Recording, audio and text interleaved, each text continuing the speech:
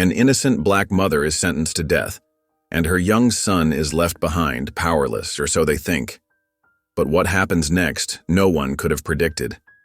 A single act of love sets off a chain of events that will change everything, exposing secrets, challenging power, and defying all odds.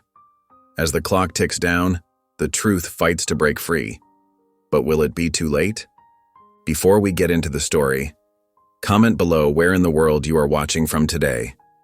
And if you like this story, don't forget to subscribe. The evening sun painted golden streaks across the small kitchen, where Naomi Coleman stirred a pot of mac and cheese, the wooden spoon scraping rhythmically against the bottom of the pot. The familiar smell of melted butter and cheese filled their modest apartment, mixing with the faint scent of the lavender air freshener she used to mask the building's musty hallways. 5-year-old Ezra bounced in his seat at the wooden table, his feet swinging with excitement, his untied shoelaces dancing with each movement. And then, Mama, the caterpillar turned into the most beautiful butterfly.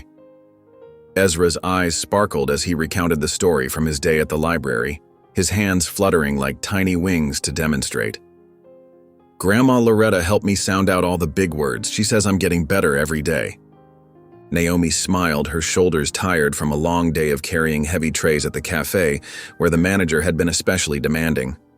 That's wonderful, baby, she set a colorful plastic bowl in front of him, the steam rising in lazy swirls. The bowl was his favorite, the blue one with tiny yellow stars around the rim. Later that night, Ezra snuggled under his worn but clean Batman blanket as Naomi sat on the edge of his small bed, the ancient springs creaking beneath her weight. The nightlight cast soft shadows on the walls covered with crayon drawings, stick figures holding hands, wobbly houses with crooked chimneys, and countless hearts in every color he owned. Tell me a story, Mama, Ezra pleaded, his dark eyes wide with anticipation, his small fingers clutching the blanket's edge. Once upon a time, Naomi began, her voice soft and warm like honey, her hand gently stroking his curly hair. There was a brave little boy who loved words more than anything. He wrote letters that were so powerful, they could open doors and change people's hearts. His words could make sad people smile and lonely people feel loved. Ezra listened, fighting sleep as his mother's gentle voice washed over him, his eyelids growing heavier with each word. As his eyes grew heavy, Naomi leaned down and whispered, "Words can free people, baby, if you use them right." She didn't know then how prophetic those words would become. The next morning came too soon, the air still cool and crisp. The sun barely peeked through the curtains when Naomi pulled on her cafe uniform, smoothing out the wrinkles she hadn't had time to iron out the night before.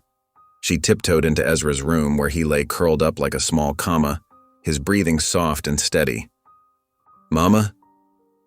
His sleepy voice caught her just as she was about to leave, making her pause in the doorway. "Go back to sleep, baby.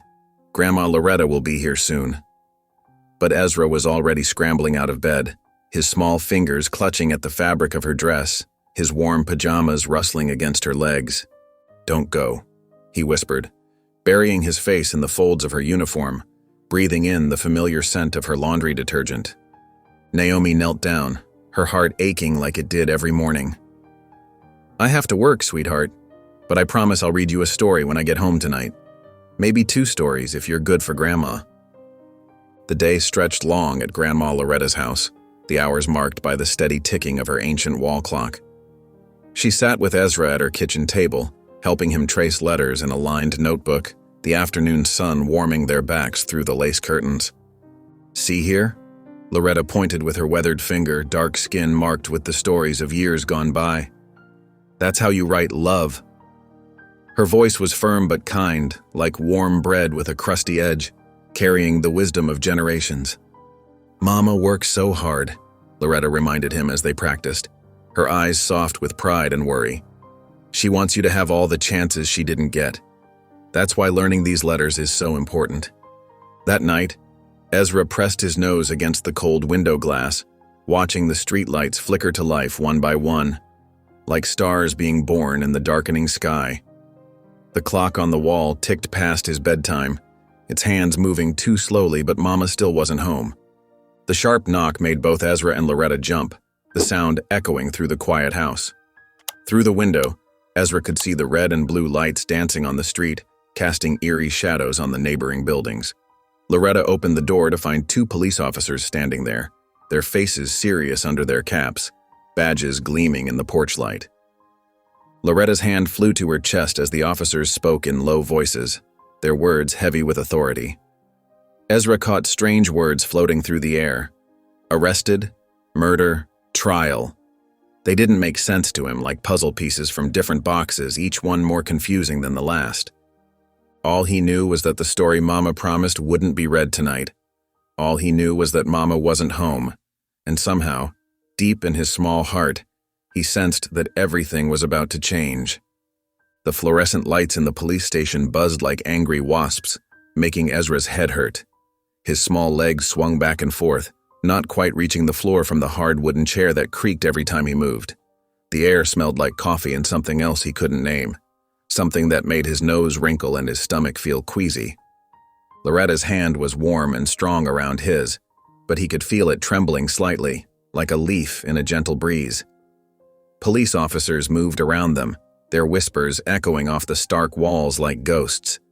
Their boots made squeaking sounds on the shiny floor, and their badges caught the harsh light, making little flashes that hurt Ezra's eyes and reminded him of lightning bugs gone wrong. Across the room, Ezra saw his mother. Naomi sat handcuffed to a chair, her usually neat hair messy around her face like a tangled cloud. A dark bruise bloomed on her cheek like a terrible flower, purple and blue against her brown skin. When she caught sight of him, her face softened and she managed to smile, that special smile she saved just for him, the one that made her eyes crinkle at the corners. Her lips moved silently. "I love you." Before Ezra could respond, 2 officers grabbed her arms and pulled her away, making her stumble in her worn church shoes. "Mommy?" Ezra's voice quivered like a baby bird's wing. "Why are they being mean to Mommy?" Days later, in a courtroom that felt as cold as winter, Ezra sat beside Loretta on a wooden bench that was somehow even harder than the chair at the police station. His grandmother wore her special purple dress and hat, the ones she only wore to church on Easter Sunday, now slightly wrinkled from her nervous fingers smoothing the fabric over and over. Her hand gripped his so tight it almost hurt, but the pressure was somehow comforting. The jury box held 12 white men in suits, their faces hard as stone and just as unmoving. They never looked at his mother, not really. When they did glance her way, their eyes were empty, like they were looking at furniture instead of a person, instead of his mommy who made the best pancakes and sang him to sleep every night. The prosecutor, a tall man with a red face that got redder by the minute, kept pointing at Naomi and saying awful things. His voice got louder and louder as he waved papers in the air like angry flags, talking about anger issues and evidence.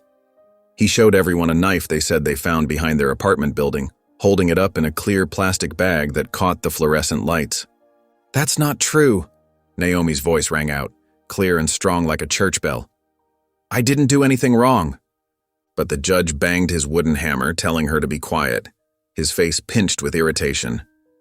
Her lawyer, a tired-looking man who kept checking his watch and shuffling papers, barely said anything to help her, like he'd already given up before they'd begun. Ezra pressed closer to Loretta as voices rose around them like storm clouds gathering. "Why is everyone yelling at Mommy?" he whispered into the soft purple fabric of her dress. The jury came back so fast that people in the courtroom were still settling into their seats, their whispers cutting off mid-sentence. The foreman stood, his paper shaking slightly as he read the verdict. "Guilty." The judge's voice cut through the room like ice. "Death penalty." Gasps filled the air like sudden thunder. Someone started crying, a harsh, broken sound. Loretta's fingers dug into Ezra's hand so hard it hurt, but he barely noticed. He watched his mother's face turn white, though she kept her head high and her back straight like she always told him to sit at the dinner table.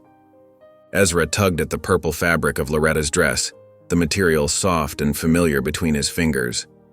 "When is Mommy coming home?" he asked in a small voice that seemed to echo in the suddenly silent courtroom. Loretta just pulled him closer, her body shaking with silent sobs that felt like earthquakes against his small frame. The prison visiting room felt like winter had crept inside and decided to stay, seeping through the concrete walls and metal fixtures. The fluorescent lights buzzed overhead like angry insects, casting harsh shadows on the gray walls that seemed to close in around them. Ezra sat on a cold metal chair that made him shiver, his feet dangling above the floor as he faced the thick glass partition separating him from his mother, its surface spotted with fingerprints from countless other visits. Naomi wore an orange jumpsuit that made her skin look darker than usual, the harsh fabric hanging loose on her frame. Her eyes were tired, marked by sleepless nights, but they lit up with unmistakable joy when she saw Ezra. She pressed her hand against the glass, and Ezra immediately placed his tiny palm against it, matching her fingers one by one. Even through the barrier, he could feel the warmth of her love radiating through, like sunshine breaking through storm clouds. "How are you, baby?" Naomi's voice came through the speaker, slightly distorted but still gentle, carrying all the tenderness she couldn't express through touch. "Tell me about what you've been reading." Ezra's face brightened like a star emerging from behind clouds. "Grandma takes me to the library every day now, but I miss your stories more." He paused, remembering something special, his eyes growing distant with the memory. "Remember the one about the brave boy who saved everyone with his words? The one you used to tell me before bedtime?" Naomi's smile wavered for just a moment, a flicker of pain crossing her features before growing stronger, more determined. "Of course I do, baby. You know what? Maybe you could write a story for me. Would you like that? You could be that brave boy." That night, in his room at Grandma Loretta's house, Ezra sat at his small desk, the wood surface covered in crayon marks and sticker residue. The lamp cast a warm circle of light that made shadows dance on the walls as he gripped his pencil tightly, his tongue sticking out in concentration. The lined paper before him had deep indents where he pressed too hard, and his letters were wobbly like uncertain footsteps, but he wrote with determination that showed in every stroke. "Mommy, I will see you soon, I promise." He showed the letter to Loretta, who read it with misty eyes, her hands trembling slightly as she held the paper. "Where do we send it, Grandma?" he asked, bouncing on his toes with anticipation. Loretta thought for a moment, her weathered face thoughtful, then took his hand in hers. "Let's put it somewhere special," she said, leading him to the library the next morning. She helped him tuck the letter into a thick book about civil rights, its pages worn from years of readers' fingers turning them. "Sometimes," she whispered, her voice full of ancient wisdom, "letters find their own way to where they need to go." Later that day, James Wilson, the courthouse janitor who had worked there for 30 years, was dusting the library shelves when the book caught his eye. As he pulled it from the shelf, a folded piece of paper fluttered to the floor like a fallen leaf. He picked it up, unfolded it carefully with his calloused hands, and read the child's messy handwriting that spoke volumes in its simplicity. The old man's hands trembled as he wiped his eyes with his sleeve, remembering his own children at that age. He knew what he had to do. During his lunch break, he walked to the office of Daniel Martin, a journalist he'd seen around the courthouse for years, watching the world grow darker through cynical eyes. Daniel sat at his desk, staring at his computer screen with tired eyes that had seen too many stories go nowhere. He barely looked up when James entered, but something in the janitor's expression made him pause, made him really look for the first time in years. "Read this," James said simply, placing the letter on Daniel's desk like an offering. Daniel picked up the paper, his eyes scanning the childish scrawl. Something shifted in his expression, like ice cracking on a frozen river, letting light through for the first time in seasons. He read it again, then carefully folded the letter and slipped it into his pocket, where it felt like it carried the weight of possibility. Every morning, Ezra sat at his small desk by the window, where sunlight spilled across his paper like liquid gold. His pencil moved slowly but surely, forming letters that grew steadier with each passing day. Sometimes he drew pictures, stick figures of himself and his mother holding hands, or hearts decorated with wobbly stars. "Mommy, I miss you," he wrote one day, his forehead wrinkled in concentration. "Are you eating? Are you scared? I'm not scared. I love you." He decorated the corners with tiny flowers, just like the ones his mother used to point out during their walks to the park. Loretta watched from the doorway, her heart heavy but proud. Each day, she took his letters to the library, tucking them carefully into different books, civil rights histories, legal texts, even children's stories.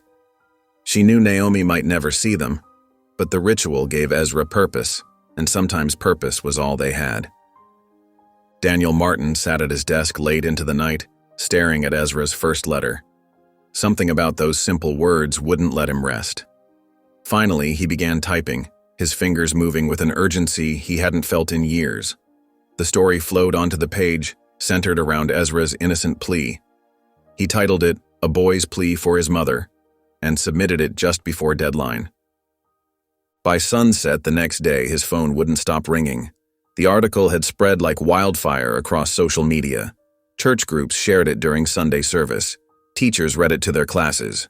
Civil rights activists posted it with calls to action. Some saw it as a stark reminder of systemic racism, others simply as a child's pure love reaching through prison walls. In his small church office, Reverend Carter held the newspaper with trembling hands. Years of watching injustice win had worn him down, made him quiet when he used to roar.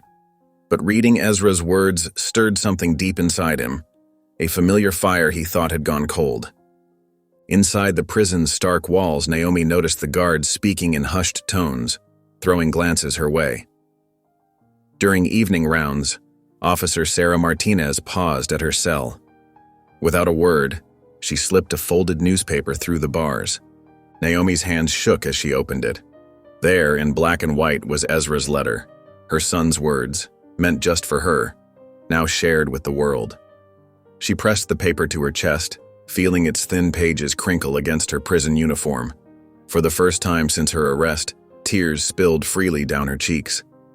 In the dim light of her cell, she read the letter again and again, tracing each wobbly letter with her finger, as if touching her son's hand. The next day, the library's familiar wooden doors creaked as Ezra and Loretta stepped inside. The usual quiet seemed different today, heavier, filled with whispers and sideways glances. Ezra clutched his grandmother's hand tighter, his small fingers wrapping around hers as he noticed how people's eyes followed him down the aisles. The scent of old books and wooden shelves that usually brought him comfort now felt strange and unfamiliar. Mrs. Thompson, the elderly librarian who always helped him find picture books and kept rainbow lollipops in her desk drawer for good readers, dabbed at her eyes with a tissue when she saw him.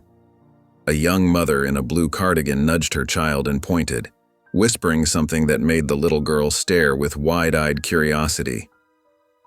Ezra shifted closer to Loretta, pressing against her side, not understanding all the attention, but feeling its weight nonetheless. "Come on, baby," Loretta said softly, her warm hand squeezing his reassuringly as she guided him toward the children's section. "Let's find you a new book to take your mind off things." Outside the library's glass doors, a small crowd of reporters huddled with notebooks and cameras, their breath fogging the cold glass as they waited. When Loretta and Ezra emerged, they surged forward like a wave, microphones thrust forward like weapons. "Ma'am, could we speak with your grandson? Is this the boy who wrote the letter? How does he feel about his mother's case?" Loretta pulled Ezra close against her side, shielding him with her body as she had done so many times before. "He's just a child," she said firmly, her voice sharp with protective anger that made several reporters step back. "Leave him be, he's been through enough." Inside the prison's cold walls, Naomi noticed the change immediately. Guards who used to bark orders now spoke in hushed tones, their voices carrying a new uncertainty. Some couldn't meet her eyes, while others stared too long as if trying to solve a puzzle they hadn't noticed before. Officer Harlow, barely older than Naomi herself, with kind eyes that seemed out of place in the harsh fluorescent lighting, lingered during evening checks. When the other guards moved ahead, she whispered through the bars, her words urgent and soft. "Your son's letters, they're everywhere. In newspapers, on social media." Her young face showed a mix of awe and concern. "Everyone's talking about them. They're making people think." Naomi sat on her thin mattress, hands clasped tightly in her lap until her knuckles turned white. Hope fluttered in her chest like a trapped bird, but fear wrapped around it like a cage. She'd seen what happened to people who drew attention to the system's failures. The system had ways of pushing back, of silencing those who dared to speak up. That evening, Reverend Carter's church buzzed with energy, the air thick with anticipation. The pews were fuller than they'd been in years, packed with familiar faces and newcomers drawn by whispered promises of something important. The overhead fans spun lazily, stirring the warm air filled with perfume and aftershave. The Reverend stood at the pulpit, his shoulders straight for the first time in too long, as if some invisible weight had finally lifted. The paper in his hands trembled slightly as he held it up. A simple letter written in a child's unsteady hand, the corners worn from countless readings. "This," he declared, his voice filling every corner of the church, rolling across the congregation like thunder, "is not just a letter. This is the voice of the unheard, crying out for justice. And I, for one, refuse to stay silent any longer. We cannot ignore this child's plea." The congregation erupted in applause, their voices rising in agreement, the sound swelling until it seemed the very walls might shake. "Amen," they called. "Speak the truth. Let justice be done." In the back row, a young woman with determination in her eyes held up her phone, live streaming the moment to thousands of invisible witnesses. The Reverend's words traveled through the night, spreading across screens and hearts, carrying Ezra's simple plea for justice further than anyone could have imagined, igniting a spark that would soon become a flame. Meanwhile, in his dimly lit office, Judge Howard Lynch sat behind his mahogany desk, the blue glow of his computer screen reflecting off his weathered face. The video of Reverend Carter's impassioned speech played before him, the sound of applause and amens filling the room. His hand tightened around the crystal whiskey glass, knuckles turning white. The door opened with a sharp click, and Sheriff Gerald Henshaw strode in, his heavy boots marking each step with authority. His face was flushed red with anger, and sweat beaded on his forehead despite the cool air conditioning. "This is getting out of hand," Henshaw muttered, pacing the carpet. "Have you seen how many views that damn video's getting? And those letters?" He stopped, running a hand through his thinning hair. "We need to shut this down before it spreads."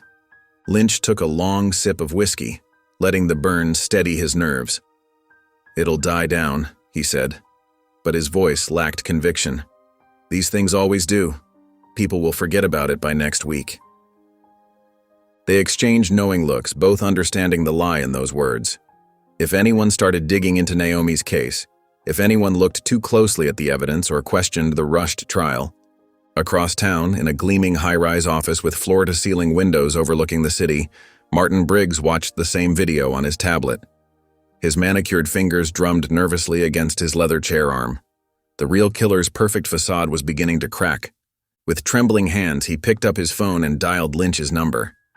"Handle this," he demanded, his usually smooth voice rough with fear.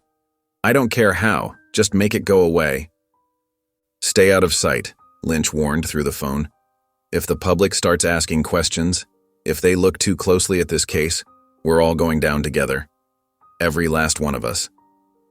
The night settled over the city like a heavy blanket. On a quiet residential street, an unmarked black car rolled to a stop across from Loretta's modest home. The engine cut off, but the lights stayed dark. Inside the vehicle, a man's silhouette remained perfectly still, watching the house with predatory patience. In his small bedroom, Ezra couldn't sleep. The moonlight cast strange shadows on his wall, and his mind kept wandering to thoughts of his mother. He slipped out of bed and padded to the window, pressing his small hands against the cool glass. That's when he saw it, the dark car, the shadowy figure inside. Something about it made his heart beat faster, made his skin prickle with a fear he didn't understand. He backed away from the window slowly, his mother's words echoing in his mind. "Trust your feelings, baby, they'll tell you when something's not right." And right now, everything felt wrong. The morning sun had barely risen when Ezra's eyes fluttered open. Something felt different. Usually he could smell coffee brewing and hear Loretta humming gospel songs in the kitchen, the familiar sounds of Amazing Grace or His Eye is on the Sparrow drifting through the house. But today, The house was wrapped in an unusual silence that made his stomach twist with unease. He climbed out of bed, his bare feet padding across the worn carpet that had long since faded from forest green to a muted sage. The kitchen was empty, no breakfast waiting on the table, no stack of buttered toast or bowl of grits steaming in his usual spot. "Grandma," he called out softly, his voice echoing in the stillness. A firm knock at the door made him jump, his heart skipping a beat. He heard Loretta's footsteps moving quickly from her bedroom, her house slippers shuffling against the floor, her voice calling out, "Just a minute." Loretta opened the door just a crack, keeping the chain lock fastened, the way she always did since Naomi's arrest. Outside stood a white man in a wrinkled gray suit, his tie slightly crooked and his collar dampened with perspiration. Dark circles under his eyes suggested he hadn't slept much, and his fingers fidgeted with the handle of a worn leather briefcase. "Mrs. Coleman?" The man's voice was gentle but urgent, carrying a hint of nervousness. "I'm Daniel Martin. I'm the journalist who published Ezra's letter." He shifted his weight nervously, glancing over his shoulder at the quiet street behind him. "I need to talk to you about Naomi." Loretta's shoulders tensed, but after a moment's hesitation, she undid the chain and let him in. Ezra watched from the hallway, partially hidden behind the faded family photos that lined the wall, as the man settled onto their faded couch, his briefcase clutched tight in his lap like a shield. "I've been getting threats," Daniel said, running a hand through his disheveled hair, the strands sticking up in odd directions. "Anonymous calls, warnings to drop the story. But there's more here. Something doesn't add up about Naomi's case. The deeper I dig, the more holes I find." Loretta's face hardened, years of disappointment etched in the lines around her mouth. "We've heard that before," she said coldly, her arms crossed tight against her chest. "White reporters promised to help during the trial. Instead, they painted my daughter as some kind of monster, made her look guilty before she ever stepped foot in that courtroom." Daniel nodded, understanding in his eyes. He reached into his briefcase and pulled out a thick folder, its edges dog-eared and worn from frequent handling. "I know why you don't trust me, but look at this." He handed her a document, its edges worn and yellow with age. "It's the forensic report on the murder weapon, or rather, what's missing from it." Loretta's hands trembled as she read the paper, her reading glasses perched on the end of her nose. "No fingerprint analysis," she whispered, her voice catching. "They never tested it?" "Someone buried that report," Daniel explained, leaning forward intently. "They rushed the trial through before anyone could ask questions. The whole thing stinks of a cover-up." Ezra crept closer, trying to understand the grown-up's conversation, his small hands gripping the doorframe. He didn't know what fingerprints or forensics meant, but he recognized the worry in his grandmother's face, and the spark of hope beginning to shine in her eyes like a tiny flame flickering to life. Later, as Daniel gathered his things to leave, stuffing papers back into his briefcase with trembling hands, Loretta stood on the porch, watching him walk to his car. The morning had grown warmer, the sun now high in the cloudless sky, but a chill ran through her as she noticed something across the street. A black car, its windows tinted dark as midnight, sitting silently like a predator waiting to strike. Someone was watching them, and she knew in her bones that this was just the beginning. Days later, the shouts echoing down the prison corridor jolted Naomi from her fitful sleep. Heavy footsteps approached, and before she could fully process what was happening, 2 guards burst into her cell, their faces tight with barely contained anger. "Get up," the taller guard snapped, his hand already gripping her arm. His fingers dug into her skin as he yanked her to her feet. Naomi didn't resist.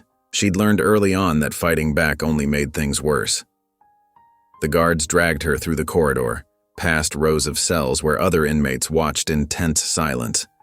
Some turned away, unable to meet her eyes. Others pressed against their bars, their faces etched with concern. They marched her down 3 flights of stairs, through a series of heavy doors, and into the solitary confinement wing. The air here was different, heavier, filled with a despair that seemed to seep from the very walls. Without a word, they shoved her into a tiny cell and slammed the door. The darkness pressed in around her. The cell was barely big enough for her to stretch out, with no window and only a thin beam of light filtering through the small slot in the door. A hard concrete bench jutted from one wall, her bed for however long they planned to keep her here. As the hours crawled by, Naomi understood why they'd put her here. Ezra's letter had stirred up trouble, brought unwanted attention to the prison. This was their way of sending a message, of trying to silence her even though she hadn't said a word. The walls seemed to inch closer with each passing hour. The only sound was her own breathing, echoing in the confined space. She tried to focus on memories of Ezra's smile, his laugh, the way his eyes lit up when she told him stories. But the darkness kept creeping in. A metallic scraping sound broke through her thoughts. Something slid through the food slot at the bottom of the door. Not food, but a piece of paper. Naomi crawled forward on her hands and knees, fingers fumbling in the dim light until they found the folded newspaper. Her hands shook as she carefully unfolded it. It was the article about Ezra's letter, the one that had gone viral. At the bottom, someone had scrawled a message in messy handwriting. "Your boy is making noise. Stay strong." Tears welled in Naomi's eyes as she pressed the paper to her chest. The paper crinkled against her prison uniform, a sound that somehow made her feel less alone. Ezra wasn't giving up on her. Despite everything, her little boy was fighting for her in his own way, and if he could be that brave, she would be too. She wouldn't let them break her. Not now. Not ever. The night wrapped around Loretta's house like a heavy blanket as she moved methodically from window to window, testing each lock twice. Her hands trembled slightly, but she forced herself to be thorough, pressing firmly against each frame to ensure it was secure. The black car that had been watching them was gone, but its presence lingered like a shadow in her mind, making every creak of the old house seem sinister. In the living room, Ezra lay curled up on the worn couch, his small fingers clutching his favorite book, even in sleep. A few pages were dog-eared from countless readings, and his peaceful breathing filled the quiet room. The sight of him made her heart ache, so innocent yet caught in something so dangerous. She pulled the crocheted afghan over his shoulders, tucking it gently around him.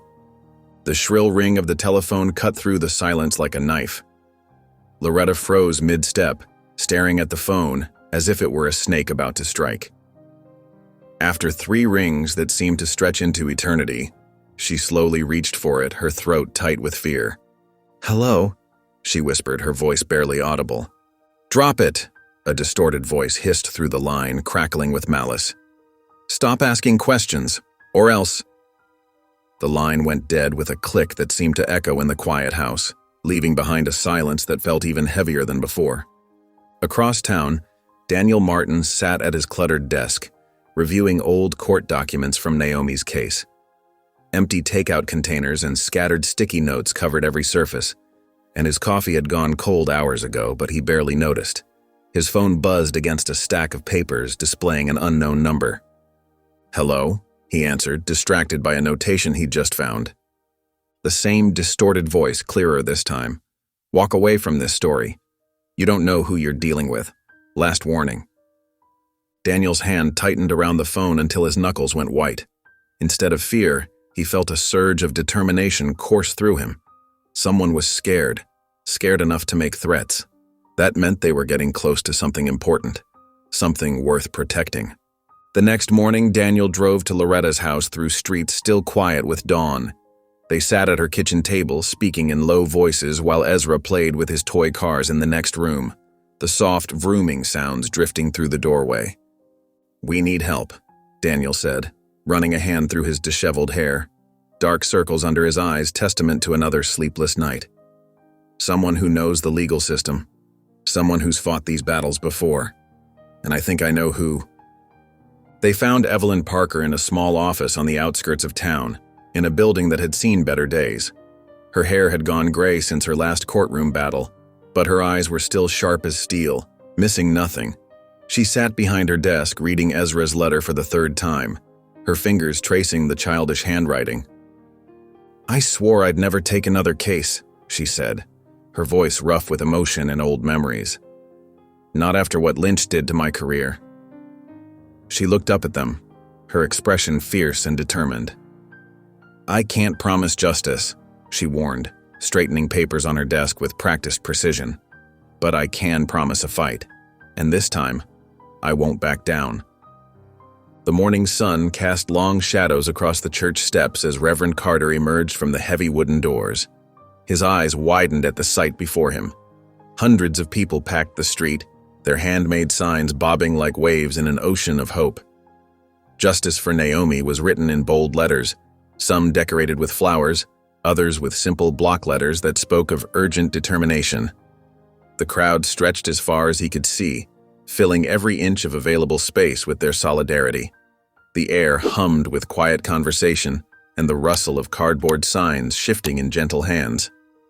The Reverend's hands trembled slightly as he held up Ezra's letter, the paper now worn at the edges from being handled so much. The creases had deepened with each reading, like the lines of worry on his own face. Tiny tears had formed at the corners where his thumbs gripped the page night after night. His voice, strong from years of preaching, carried across the crowd without need for amplification. "They buried this woman's voice," he called out, his words cutting through the morning air. "But they will not bury her sons." The truth of those words settled deep in his chest, reminding him why he'd returned to the fight. His heart pounded with renewed purpose, washing away years of doubt. The crowd erupted in cheers and the march began. People streamed down Main Street, teachers walking alongside factory workers, nurses next to store clerks, their shoulders touching as they moved forward as one. Some carried signs featuring Ezra's words in large print. "Mommy, I will see you soon. I promise." Others took up the chant, "Naomi! Naomi! Naomi!"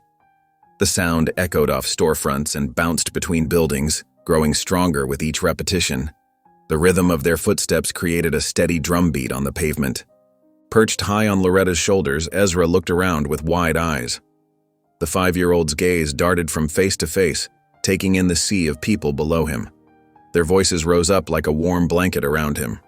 He didn't understand why everyone was here, but he knew they were talking about his mommy, and that made his heart feel warm and big in his chest. His small hands rested gently on his grandmother's gray-streaked hair. Police cars lined the route, their lights flashing silently in the morning light. Sheriff Henshaw stepped out of his cruiser, his face set in hard lines as he watched the protesters pass. His hand rested on his belt near his weapon, though the march remained peaceful. His knuckles whitened with each step the crowd took. The air crackled with tension, like the moments before a summer storm. Sweat beaded on his forehead despite the cool morning air. As they turned onto Cedar Street, a small group of counter-protesters appeared. They stood on the sidewalk, their angry faces a stark contrast to the hope-filled marchers. Some held their own signs with hateful messages scrawled in black paint. Among them stood a man who made Ezra's blood run cold.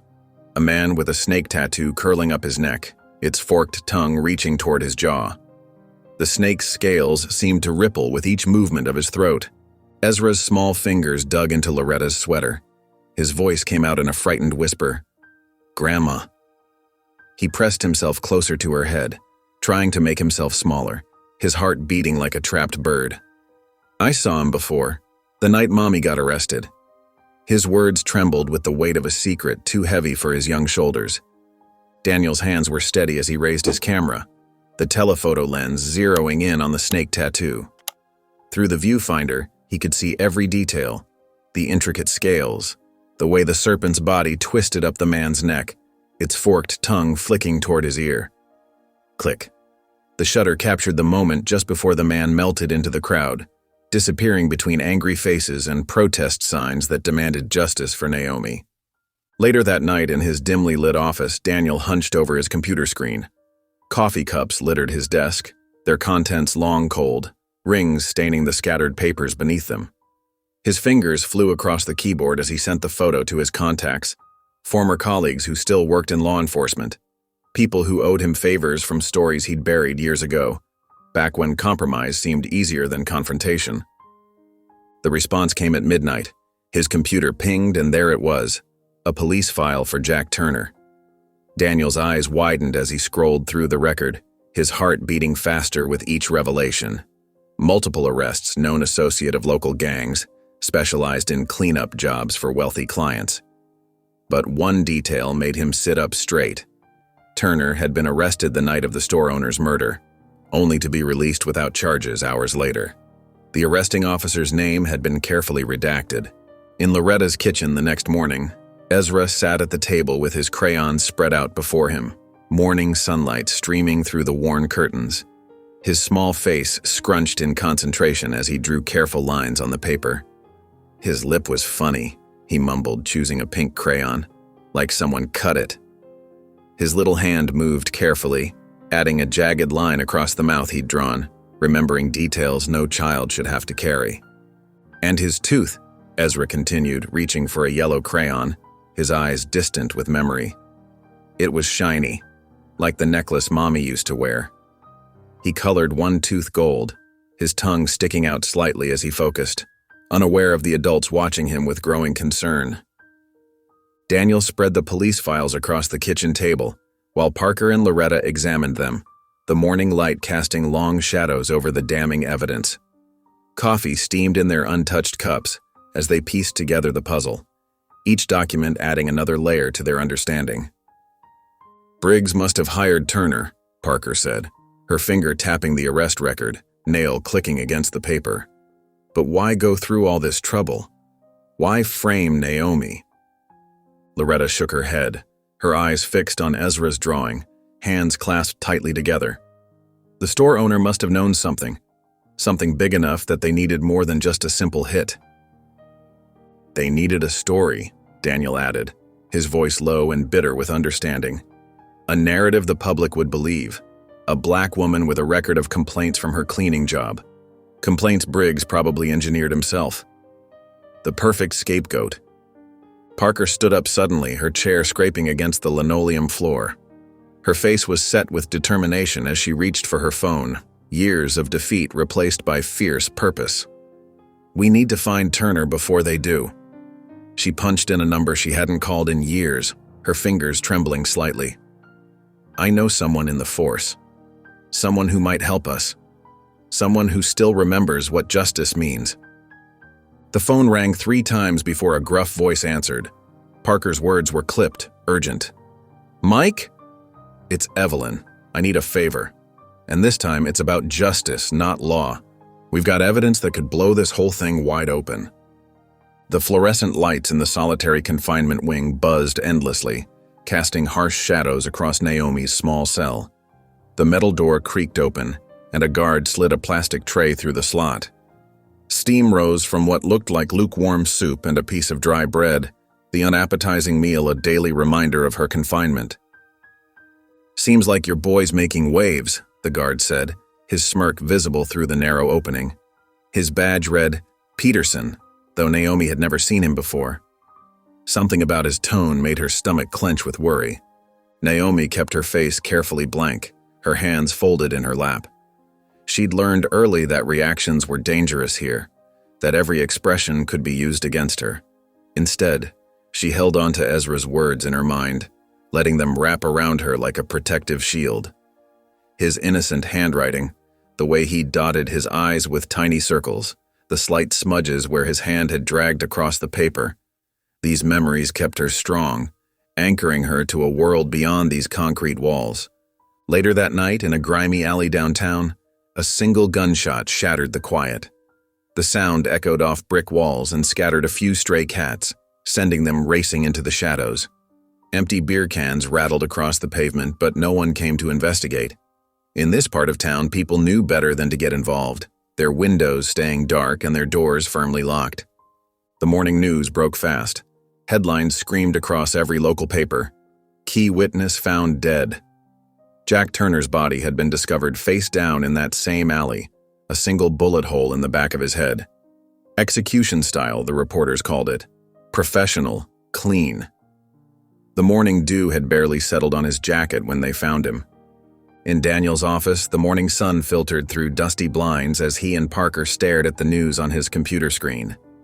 Crime scene photos showed Turner's body, the snake tattoo visible even in death, its dark coils a stark contrast against his pale skin. Coffee cups sat cold and forgotten on the desk between them. "Someone's tying up loose ends," Parker whispered, her fingers gripping the edge of Daniel's desk until her knuckles turned white. Fear and determination warred in her eyes. At Loretta's kitchen table, Ezra sat with the morning paper spread before him, his cereal getting soggy and forgotten. His small finger traced the grainy photo of Turner's body in the newspaper. The image was partially censored, but the snake tattoo was clearly visible, coiled and menacing even in newsprint. The kitchen clock ticked steadily behind him, marking time in a world that suddenly felt more dangerous. "Now we'll never know," Ezra said softly, his voice carrying a wisdom beyond his years. His shoulders slumped under the weight of understanding that another piece of the puzzle connecting him to his mother had slipped away. The spoon in his bowl clinked against the ceramic as his hand trembled slightly.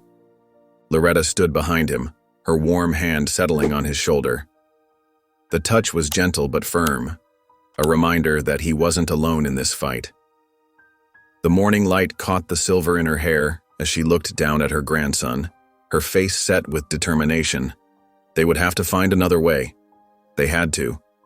The alternative wasn't something she'd allow herself to consider. Ezra's small hand moved steadily across the paper, his colored pencils scratching softly as he drew thick black lines representing prison bars. Behind them, he carefully sketched his mother's face, taking extra time to get her smile right. The same smile she always gave him during visits, brave and loving despite everything. His tongue poked out slightly as he concentrated on the details, making sure to include the small dimple in her right cheek. He added the tiny scar above her eyebrow too, the one she got from falling off her bike when she was 12, just like she'd told him in one of her stories.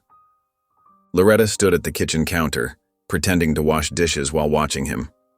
Her hands trembled slightly as she gripped a coffee mug too tightly, the soap suds sliding down her wrists unnoticed. Each careful stroke of Ezra's pencil felt like a knife in her heart. Time was running out. Naomi's appeals were being denied one by one, and now their strongest lead was lying cold in the morgue. The thought of Turner's death made her stomach clench with fear. In the living room, Daniel paced back and forth while Parker sat rigid on the worn couch, their voices rising and falling in heated discussion.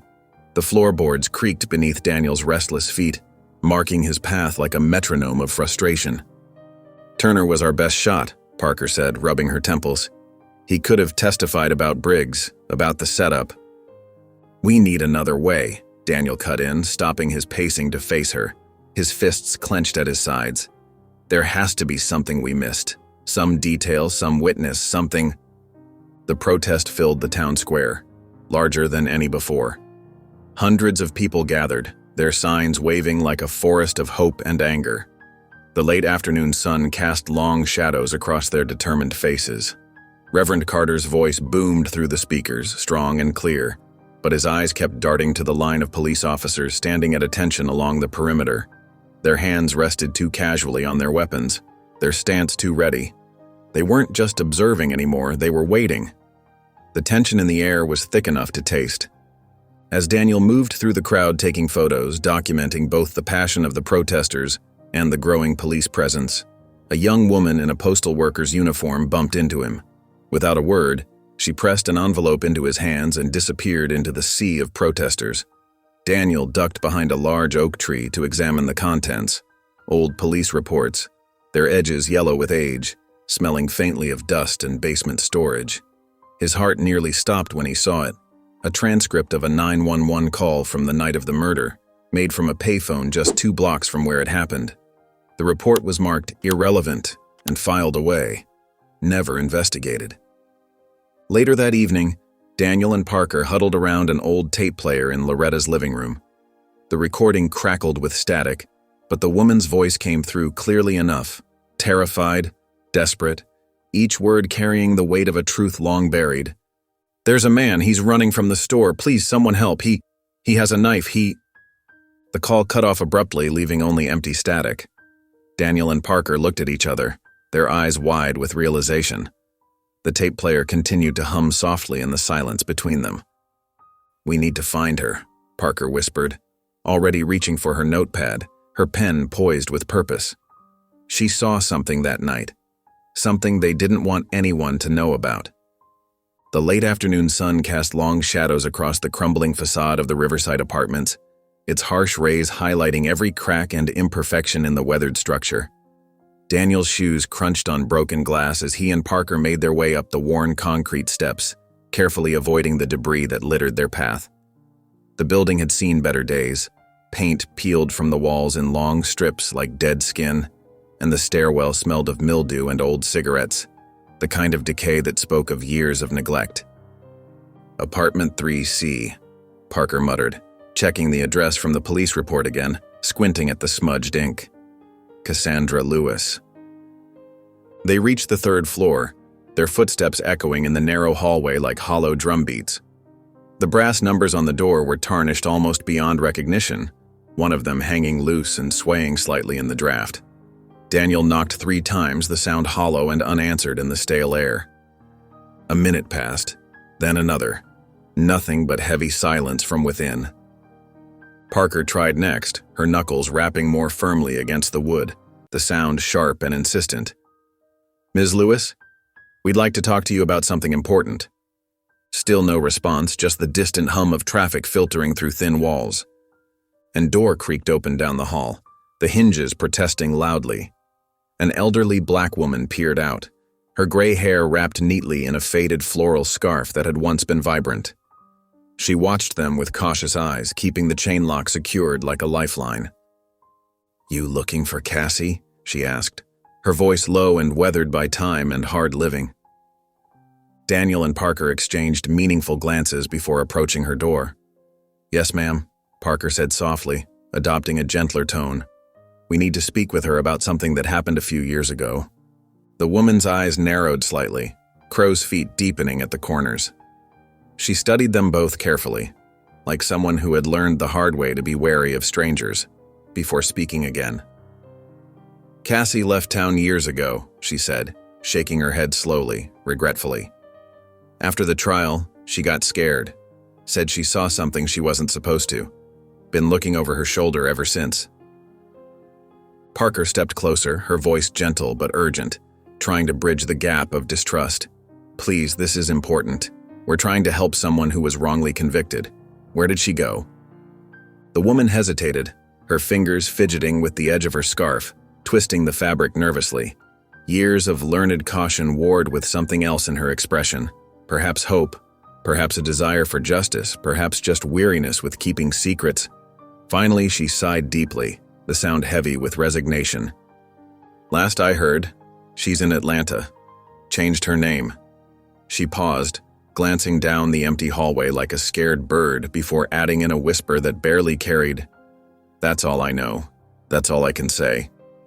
Parker nodded gratefully, already pulling out her phone to make notes, fingers flying across the screen. Daniel thanked the woman, but she had already closed her door quietly, the locks clicking back into place like a final punctuation mark. As they walked back to their car, Daniel's journalist instincts tingled, a familiar prickle at the base of his neck. He scanned the street with practiced casualness, his eyes landing on a black sedan parked across the way.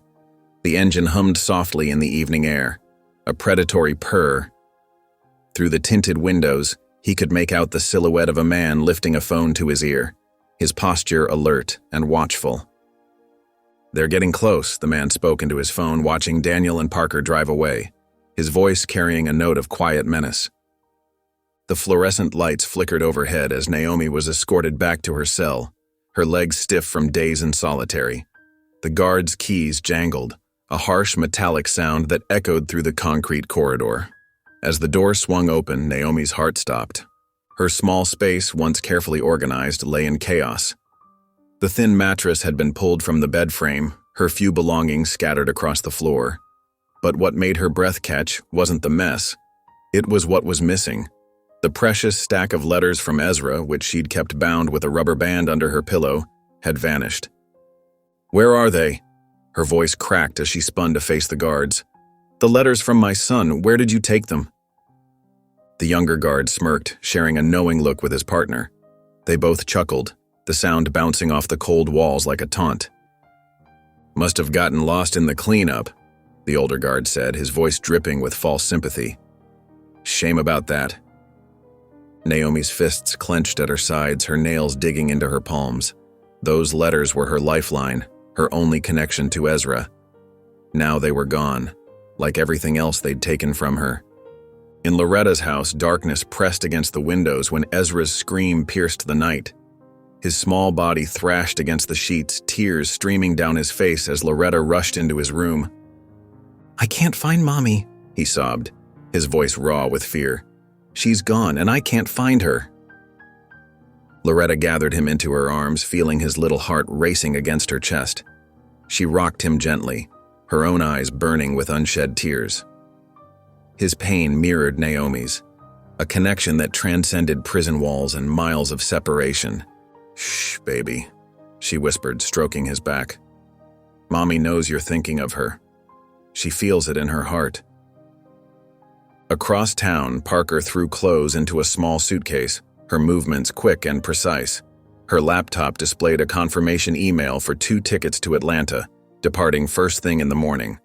Daniel paced nearby, his phone pressed to his ear as he worked his contacts, trying to narrow down where Cassandra Lewis might be hiding.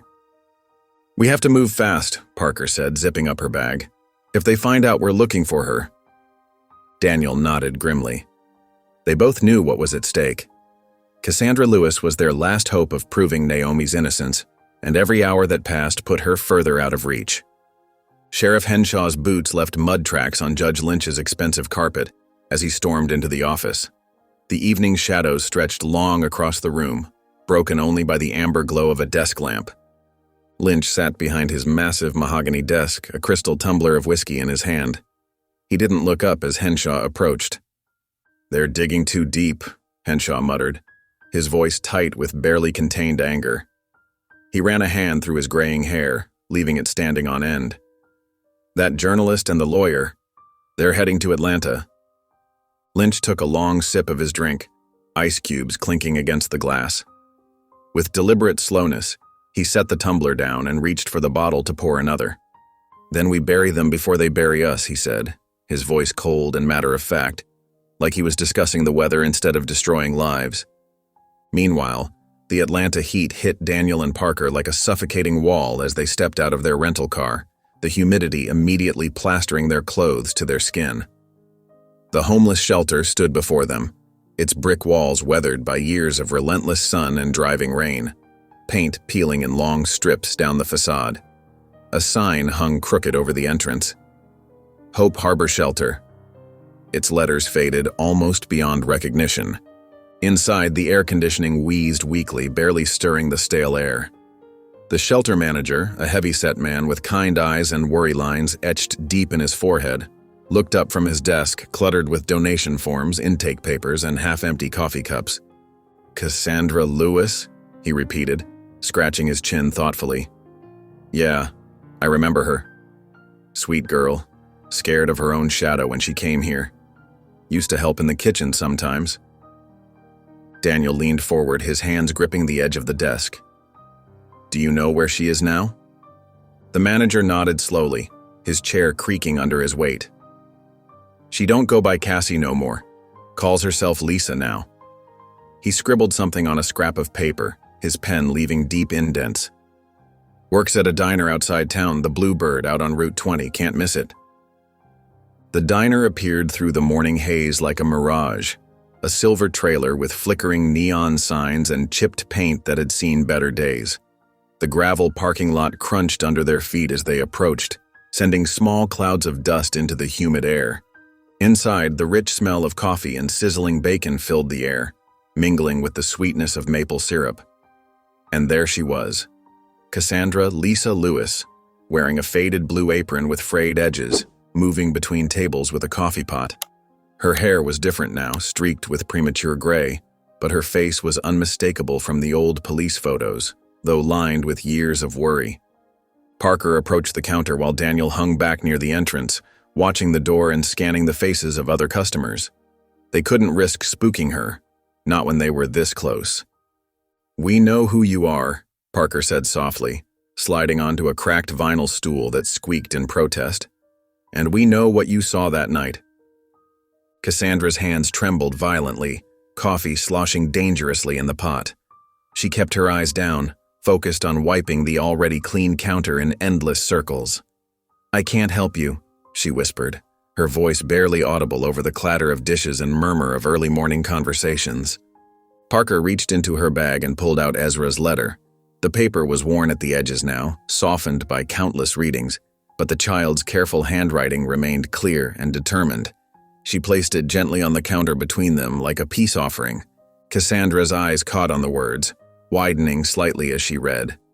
A tear splashed onto the Formica surface, followed by another, as she took in the boy's plea. Finally, she looked up, meeting Parker's gaze. Fear lined her face, etched deep by years of looking over her shoulder and jumping at shadows.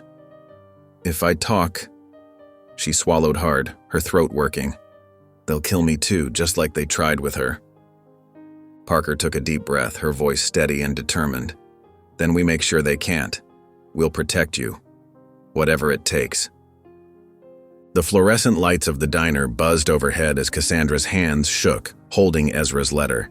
Her eyes moved across the childish handwriting again and again, tears threatening to spill onto the worn paper. The morning sun streaming through the windows cast long shadows across the cracked vinyl booth where she sat, making the letter's creases more pronounced. This boy, he still believes she's coming home? Her voice cracked with emotion, fingers tracing the careful loops of Ezra's signature at the bottom. Parker leaned forward, her expression gentle but determined, her coffee untouched. Because she should.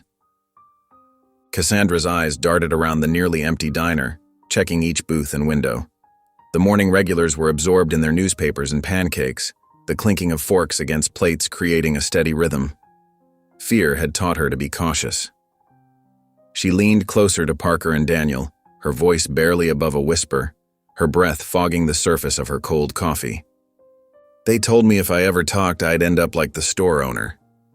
Her fingers nervously twisted the corner of her apron, the white fabric permanently stained with coffee and grease from years of service. Daniel and Parker exchanged meaningful looks.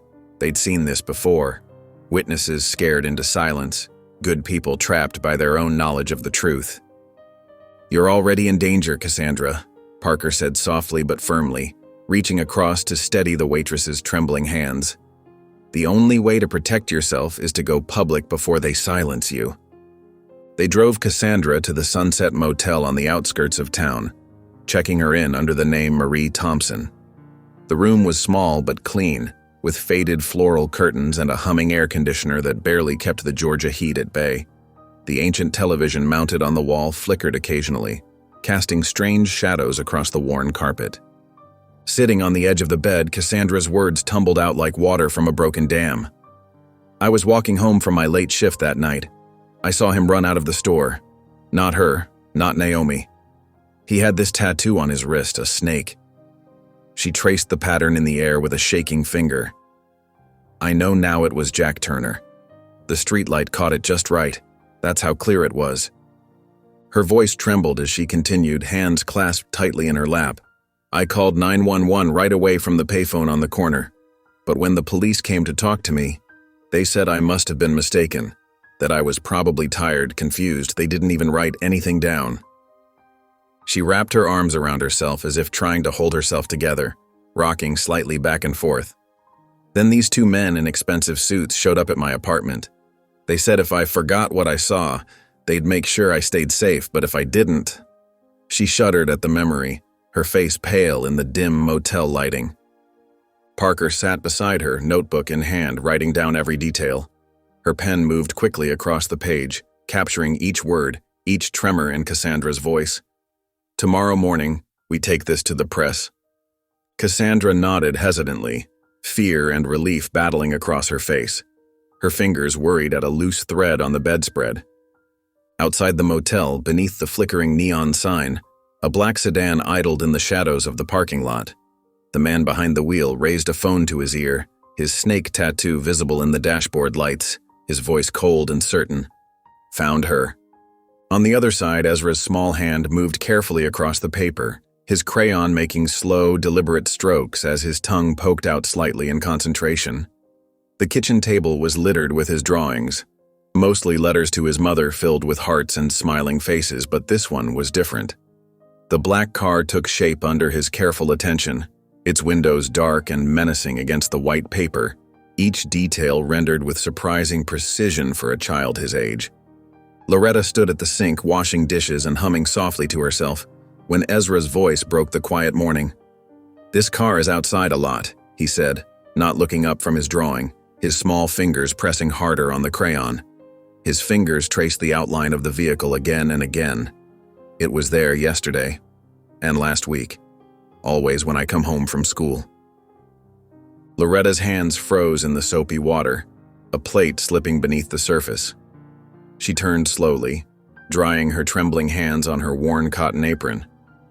The fear she'd been trying to hide from Ezra crept up her spine like ice as she looked at his drawing, recognizing the vehicle he'd captured with such detail. Meanwhile, in Atlanta, the morning sun cast long shadows across the city streets as Parker's car navigated through the rush-hour traffic. Cassandra sat in the back seat, her hands clasped tightly in her lap until her knuckles turned white, while Daniel checked his phone for directions to the news station, mentally rehearsing what they would say. "We're almost there," Parker assured them, her eyes checking the rearview mirror for the 10th time in as many minutes, scanning for any signs of pursuit. The traffic light ahead turned red, and she eased the car to a stop, drumming her fingers nervously on the steering wheel. The impact came without warning, a sudden explosion of noise and force. The black SUV slammed into their side with devastating force, sending Parker's car spinning across the intersection like a toy. Metal screamed against metal, glass shattered in a deadly shower, and the world turned upside down in a sickening blur of motion. Daniel's head cracked against the window with a sickening thud. Through his blurring vision, he saw dark figures emerging from the SUV, moving with deadly purpose toward their wreckage. Cassandra's terrified scream pierced the air, mixing with the sound of car horns and breaking glass in a cacophony of chaos. The men reached for the car doors, their faces hidden behind dark masks and tactical gear. Then the first gunshot cracked through the morning air like thunder, echoing off the surrounding buildings. A second shot followed immediately after, the sound somehow even louder than the first. The attackers scattered like roaches in sunlight, ducking behind their vehicle and reaching for weapons of their own.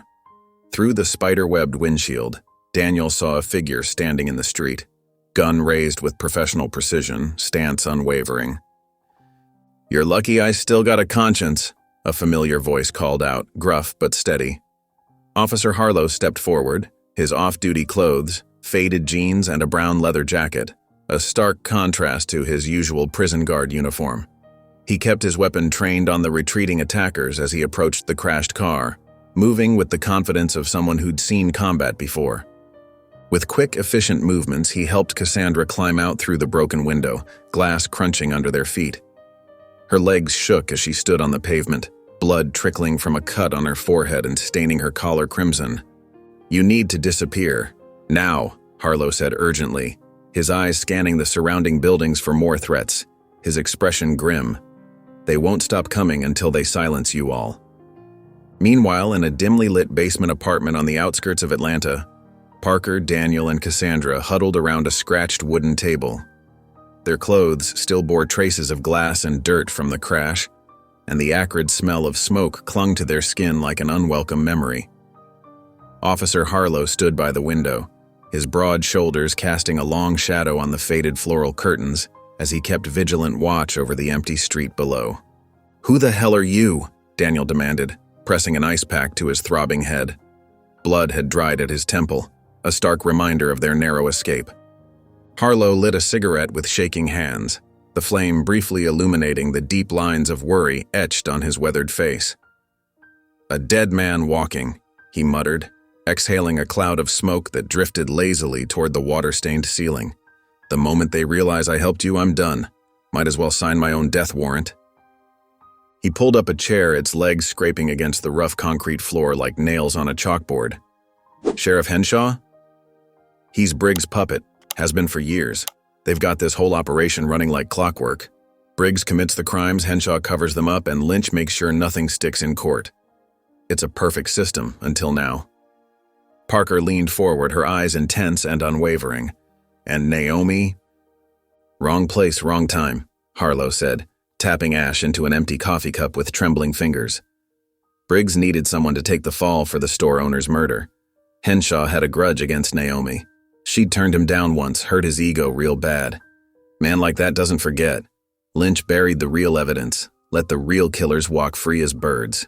They thought nobody would care about another black woman in prison, just another statistic.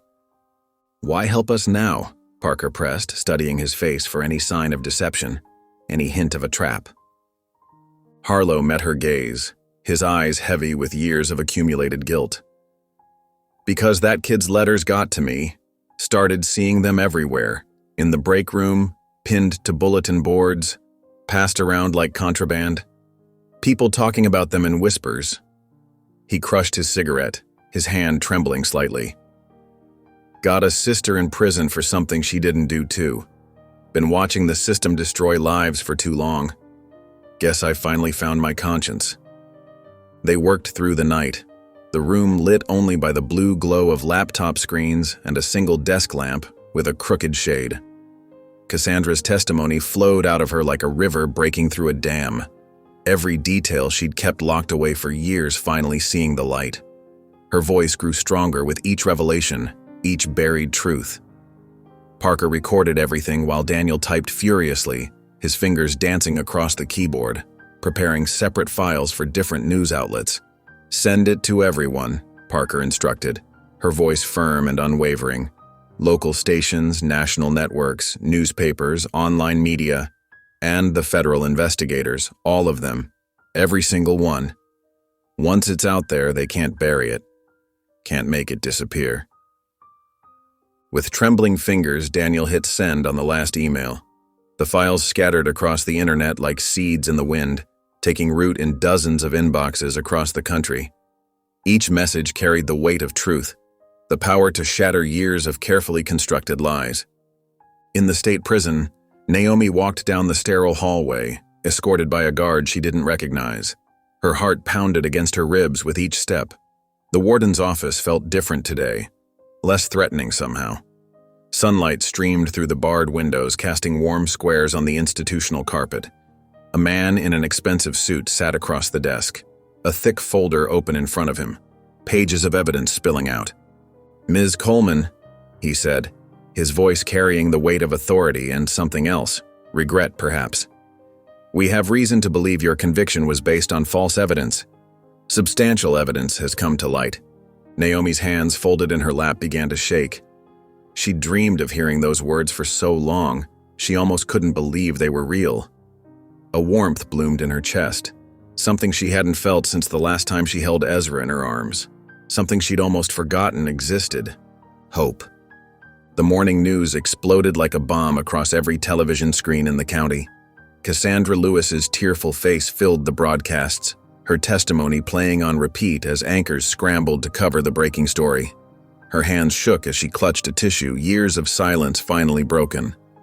"A shocking development in the Naomi Coleman case," one reporter announced, standing outside the courthouse steps where crowds had already begun to gather.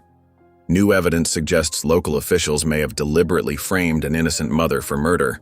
Sources say this could be just the tip of the iceberg." In his office, Sheriff Gerald Henshaw watched the coverage with growing horror, his ruddy face turning pale. His coffee cup crashed to the floor, dark liquid spreading across the worn carpet, as Cassandra detailed exactly what she'd seen that night. His massive fist slammed into his desk, sending papers flying in all directions. "No, no, no!" he roared, sweeping everything off his desk in one violent motion. Family photos shattered against the wall, badges and commendations clattered to the floor. Across town, Judge Howard Lynch's phone rang, cutting through the silence of his wood-paneled office. His hands trembled as he answered it, already knowing who it would be, dreading the conversation to come. "Have you seen the news?" Martin Briggs's voice crackled through the speaker, tight with barely controlled fury. The sound of breaking glass echoed in the background. "I'm handling it," Lynch started, wiping sweat from his forehead, but Briggs cut him off. "Fix this," he snarled, "or you'll go down with it. All of us will burn." The line went dead, leaving Lynch staring at the phone in his trembling hand. By noon, black SUVs with federal plates lined the courthouse parking lot, their presence drawing curious onlookers. FBI agents in dark suits moved through the building with military precision, boxing up files and seizing computers. County employees stood frozen, watching as years of carefully hidden corruption were carried away in cardboard boxes, their faces a mix of shock and fear. At the private airfield outside town, Martin Briggs sprinted toward his waiting jet, carry-on bag bouncing against his leg. His perfectly pressed suit was wrinkled now, his usually immaculate hair disheveled. He made it halfway up the stairs before federal agents surrounded the plane, their weapons drawn. "Martin Briggs," an agent called through a megaphone, his voice echoing across the tarmac. "Step down from the aircraft with your hands visible." Briggs's shoulders slumped in defeat, his empire crumbling around him. He turned slowly, raising his manicured hands as agents approached with handcuffs, the metal gleaming in the afternoon sun. The sheriff's office sat empty, papers still scattered across the floor. Henshaw's car was gone, his desk cleared out. No one had seen him leave. His deputy stood in the doorway, staring at the empty chair, her face ashen. "He just disappeared," she whispered, her voice trembling. "Like a ghost." As night fell, Loretta Coleman jolted awake at the sound of footsteps on her front porch. Her heart hammered as she crept to the kitchen, fingers wrapping around the handle of her sharpest knife. Every creak made her flinch, every shadow seemed to move. The porch boards creaked ominously. A shadow passed across the window, tall and menacing.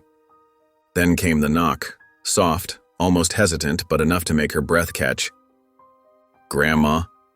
Ezra's small voice called from the hallway. He stood there in his Superman pajamas, rubbing sleep from his eyes, innocent and unaware of the danger. "Who is it?" Loretta gripped the knife tighter, her palm sweaty against the handle, her protective instincts in overdrive. "I don't know, baby," she whispered, eyes fixed on the door, ready to defend her grandson at any cost. The knocking echoed through the quiet house again, each tap making Loretta's grip tighten on the kitchen knife until her knuckles turned white.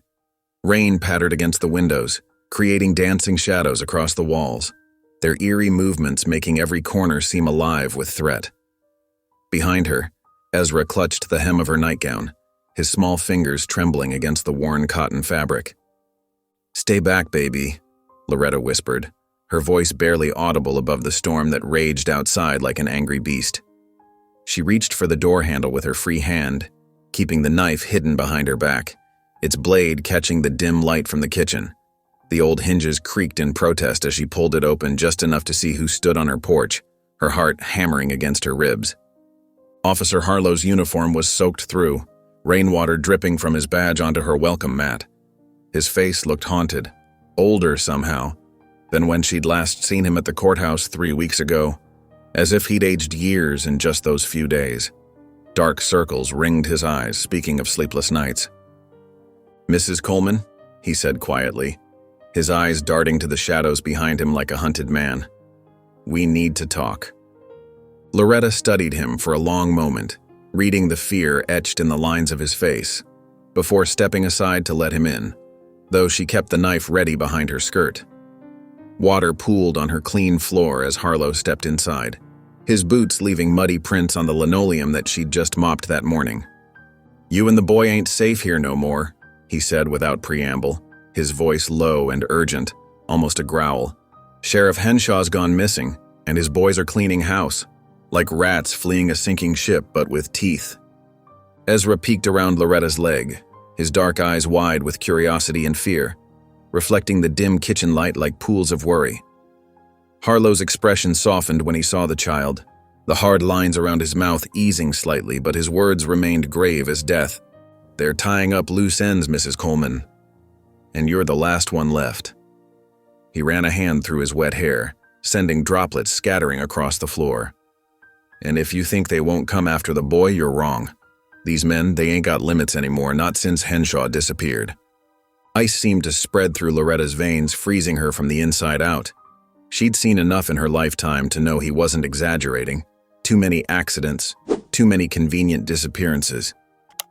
Her arm wrapped protectively around Ezra's shoulders, pulling him closer to her warmth.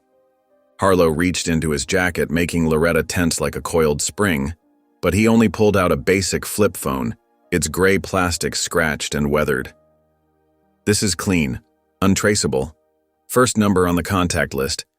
They're people who can help. Good people. No cops, Mrs. Coleman. No neighbors. Only them."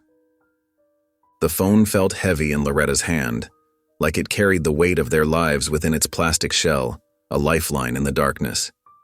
Ezra tugged gently at her dress, his small face turned up toward her, innocent and trusting in a way that made her heart ache. "Grandma," he whispered, his voice small but clear. "Is Mommy coming home now?" Loretta knelt down in front of her grandson, tucking the phone into her pocket where it pressed against her hip like a reminder. She cupped his face in her hands, studying those innocent eyes that held so much hope, so much faith in a world that had shown them little kindness. "She's fighting, baby," she said softly, her thumb stroking his cheek. "And so are we."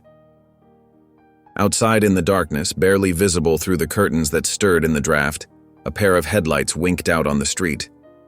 Someone was watching the house, waiting in the shadows of the storm, patient as a predator sizing up its prey.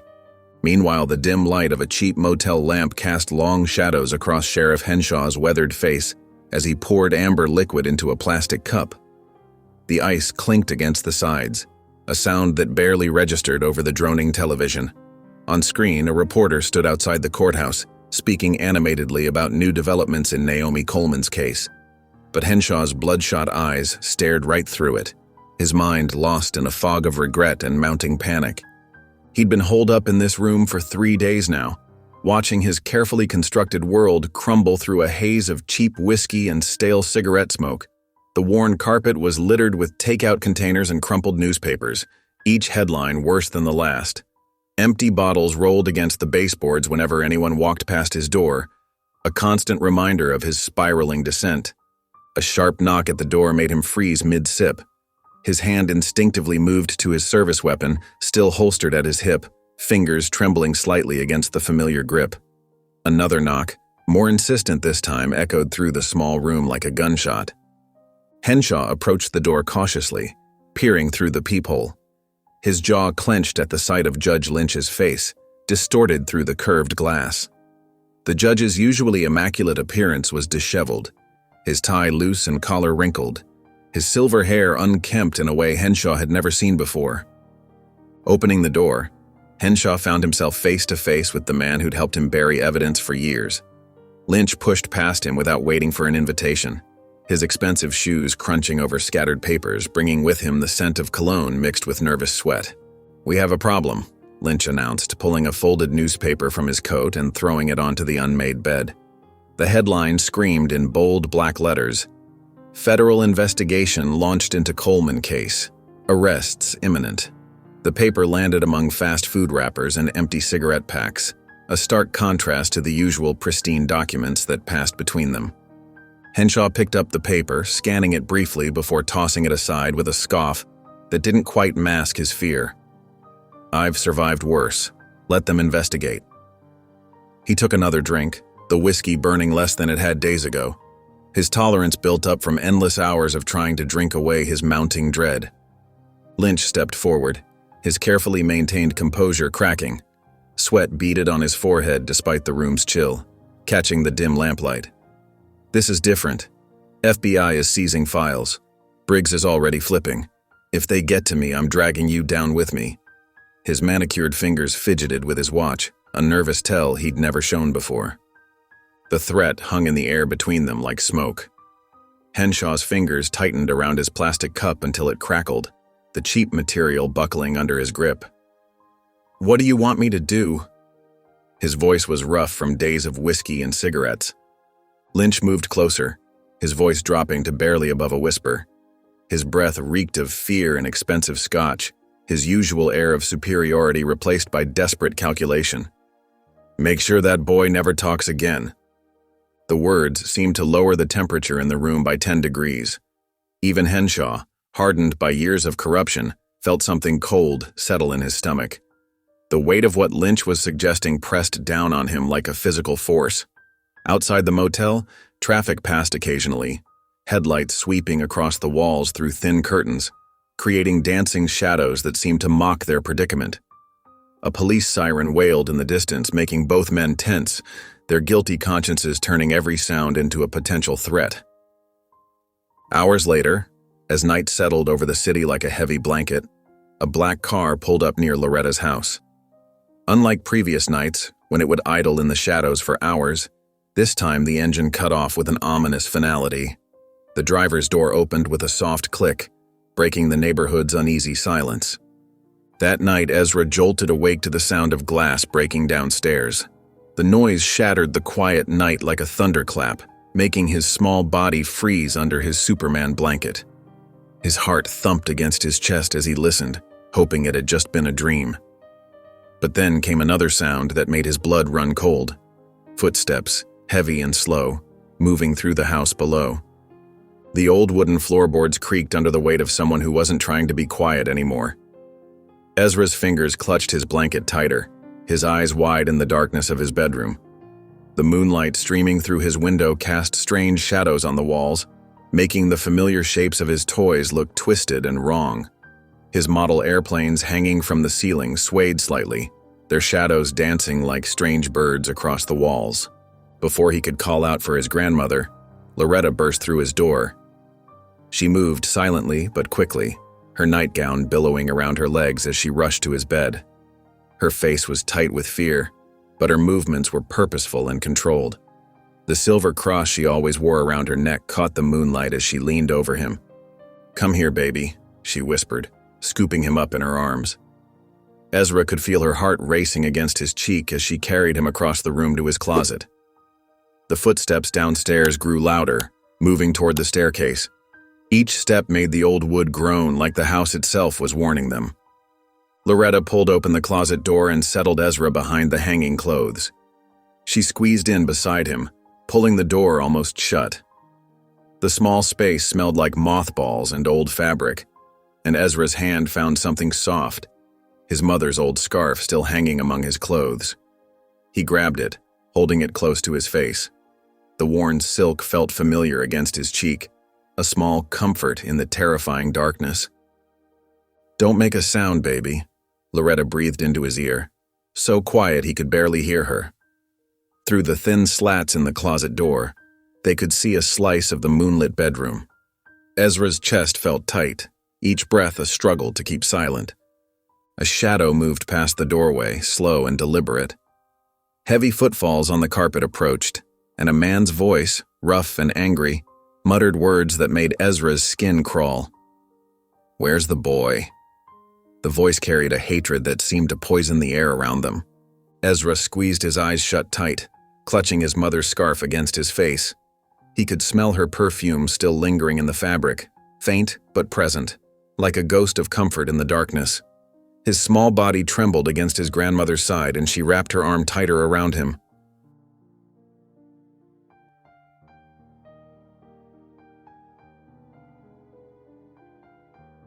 The silence stretched like a rubber band about to snap. Then, bang!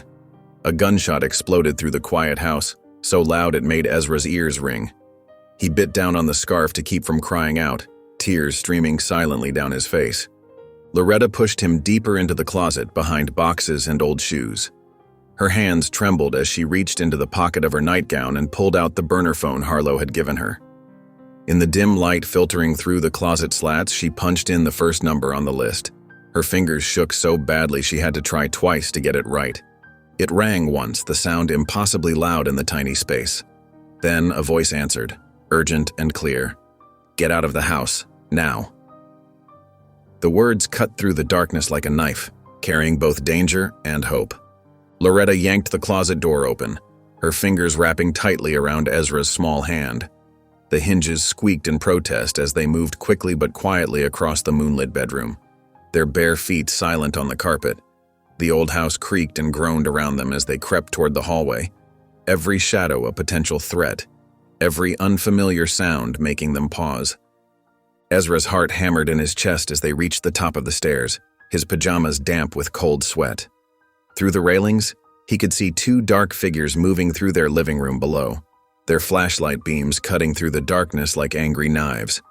One of them kicked over Loretta's favorite lamp, the one with the hand-painted flowers, sending it crashing to the floor with a sound that echoed through the silent house.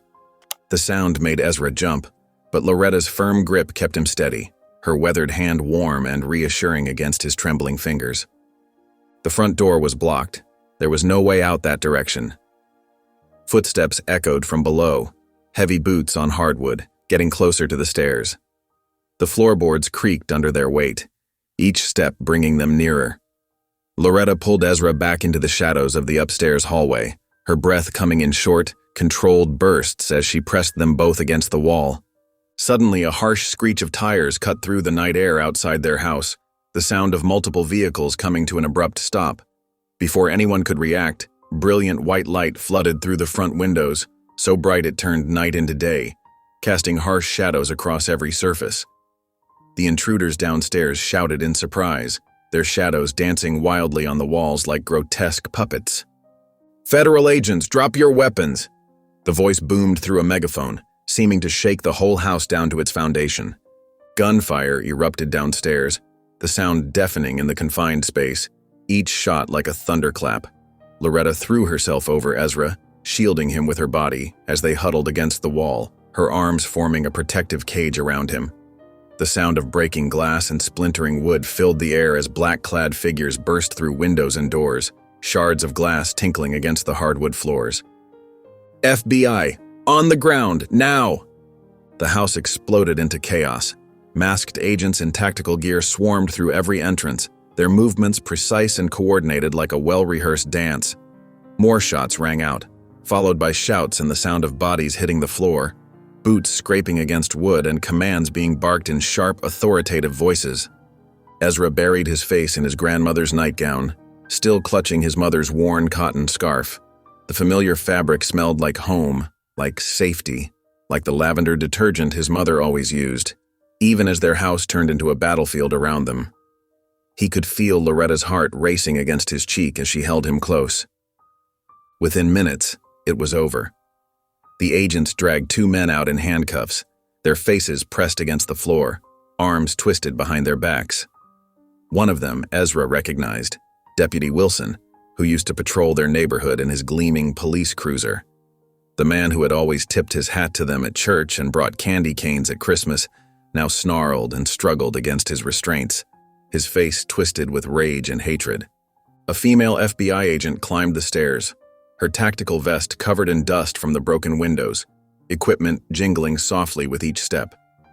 She holstered her weapon and knelt in front of Ezra, her eyes kind behind her protective gear, crow's feet crinkling at the corners as she offered a gentle smile.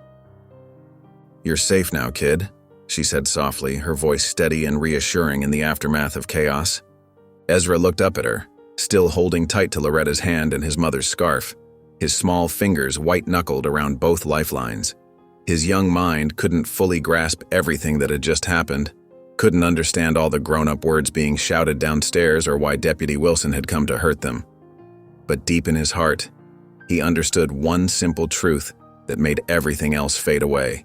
Mommy was coming home. The thought wrapped around him like a warm blanket, stronger than his fear, brighter than the darkness that had invaded their home. Judge Howard Lynch's hands trembled violently as he poured another generous finger of whiskey in his study, spilling drops onto the polished desktop. The ice clinked against the crystal tumbler, echoing in the oppressive silence of his mahogany-paneled sanctuary, a room that had witnessed countless backroom deals and buried secrets. Outside, rain pelted the windows with increasing fury, creating shadows that danced across his collection of leather-bound law books like accusatory fingers pointing from the darkness. His phone buzzed on the desk, Sheriff Henshaw's name lighting up the screen. Lynch grabbed it so quickly he nearly knocked over the bottle, desperate for good news that might save him from what was coming. "It's done?" he asked, his voice rough with anxiety and too much alcohol. The voice that answered wasn't Henshaw's familiar drawl. Instead, it was cold and unfamiliar, like steel against ice, sending chills down Lynch's spine. "Sheriff Henshaw is dead. You're next." The tumbler slipped from Lynch's trembling fingers, shattering on the hardwood floor with a crash that seemed to echo his crumbling world.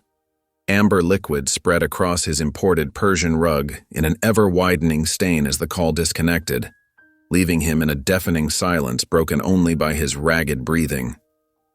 In a sterile federal holding facility across town, Martin Briggs sat uncomfortably in a metal chair that bit into his back, his expensive Italian suit wrinkled and damp with nervous sweat.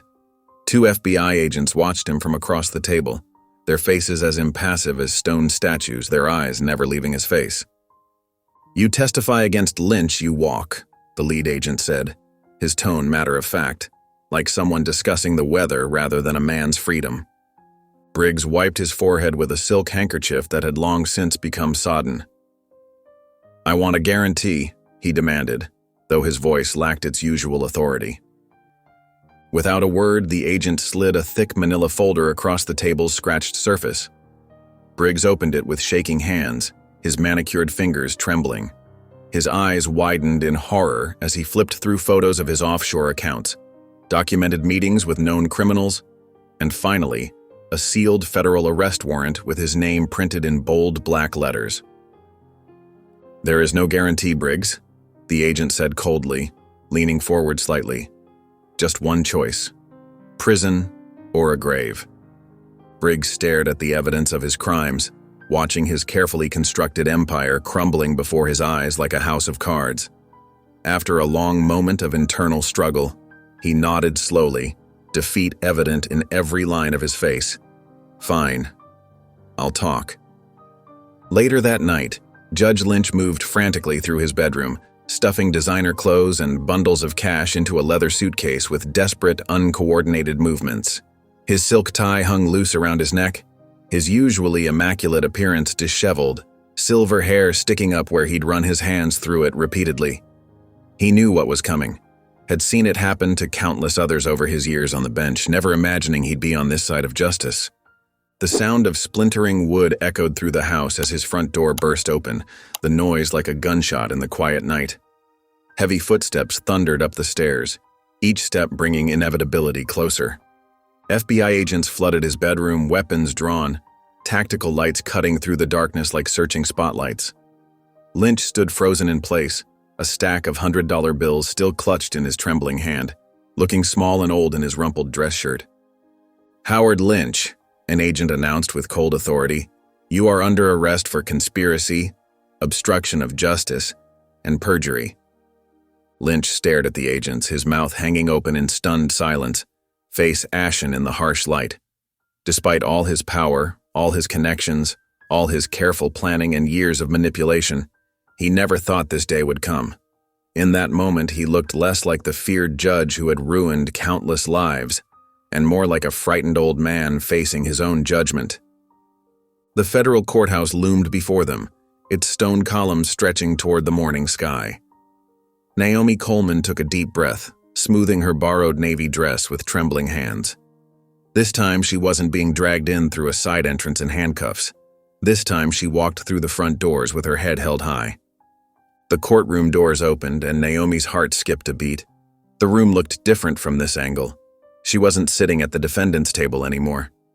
Her eyes found Ezra in the front row, his small legs swinging above the floor as he clutched Loretta's hand. He wore his Sunday best, hair neatly combed, eyes bright with hope. Then she saw him, Judge Howard Lynch, sitting where she had once sat, his expensive suit replaced by prison orange. He looked smaller somehow, diminished without his black robes and the power they represented. Their eyes met briefly before he looked away. Evelyn Parker stood at the prosecution table, her silver hair gleaming under the fluorescent lights. She arranged her documents with precise movements, each piece of evidence a weapon in their arsenal of truth. As she began her presentation, her voice rang clear and strong through the hushed courtroom. "The evidence before you today reveals a systematic corruption that imprisoned an innocent woman," Parker declared, holding up file after file. "These forensic reports were deliberately tampered with. Mr. Briggs has provided a full confession of his involvement in the original crime and subsequent cover-up." The jury, diverse faces this time, not the wall of white that had condemned her, leaned forward, listening intently. Parker called Cassandra Lewis to the stand. The woman's voice shook at first but grew stronger as she recounted what she'd seen that night, the threats that had silenced her, the fear she'd lived with for years. "And here," Parker continued, "we have detailed documentation of Sheriff Henshaw's illegal operations, his connection to organized crime, and his deliberate framing of Naomi Coleman." Naomi watched the faces in the courtroom. These people weren't looking at her with prejudice or predetermined guilt. They saw her, really saw her, as a mother who'd been torn from her child, a woman who'd endured years of wrongful imprisonment with dignity. She glanced at Lynch again. His shoulders were hunched, his face pale. The man who'd sentenced her to death now couldn't even meet her gaze. But Naomi felt no hatred, no desire for revenge. All she felt was an overwhelming sense of relief, like a weight lifting from her chest. The new judge, a woman with kind eyes and stern features, lifted her gavel. The courtroom fell silent. "In light of the overwhelming evidence presented, this court finds that the conviction of Naomi Coleman was obtained through corrupt means and deliberate misconduct. The conviction is hereby overturned. Ms. Coleman is exonerated of all charges." The gavel struck with finality. Gasps rippled through the courtroom, followed by an explosion of cheers. Naomi's hands flew to her mouth, tears streaming down her face. Through blurred vision, she saw Ezra leap from his chair. "Mommy!" She fell to her knees as Ezra ran to her, his small arms wrapping around her neck. She held him close, breathing in his familiar scent, feeling his heart beating against hers. She was free. Finally, completely free. The autumn breeze rustled through the park trees, scattering golden leaves across the playground. Naomi Coleman sat on a weathered wooden bench, her hands clasped tightly in her lap as she watched Ezra play with other children. Everything still felt surreal. The open sky above her, the laughter of children, the simple freedom to sit in a park on a weekday afternoon. She breathed in deeply, savoring the crisp air that carried the sweet scent of fallen leaves and distant wood smoke. The world had changed during her years behind bars. Cars looked different, phones were smarter, and everyone seemed to move at a dizzying pace. Sometimes she found herself overwhelmed by simple things. Grocery store aisles with too many choices, crowds of people, even the endless channels on TV. Even the way people dressed and talked felt foreign to her, like she'd awakened in a slightly different universe. Ezra's voice pulled her from her thoughts as he came running toward her, a piece of paper clutched in his small hand. His cheeks were flushed from playing, and his eyes sparkled with excitement. His shoelaces had come undone, trailing behind him as he ran, but his joy was too urgent to stop and tie them. "Mommy, look!" I wrote another letter. He thrust the paper toward her, bouncing on his toes. Small grass stains marked the knees of his jeans, evidence of an afternoon well spent. Naomi carefully unfolded the slightly crumpled paper. Her eyes moved over her son's improving handwriting, each word making her heart swell with pride and emotion. The paper still held the warmth of his small hands. "Dear Heaven," the letter began, "Mommy is home now, but there are still people who are not. I think we should keep writing until they are free too." His words, so simple yet profound, carried the weight of truth that only children seem able to express. Naomi felt her throat tighten as tears welled in her eyes. She blinked them back, managing a warm smile for her son. His innocence, his pure desire to help others, it touched something deep inside her. She remembered the women she'd left behind, their faces etched in her memory. "Okay, baby," she whispered, pulling him close. "Let's keep writing." She breathed in the familiar scent of his hair, grateful for this moment of connection. That evening, Naomi and Ezra sat at their kitchen table, papers spread out before them. The lamp cast a warm glow over their workspace as they wrote letter after letter. Some were addressed to lawmakers, others to judges and civil rights activists.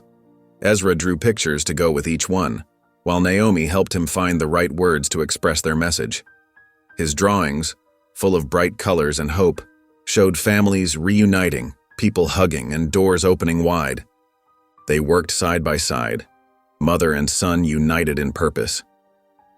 The fight for justice hadn't ended with Naomi's freedom. It had only transformed.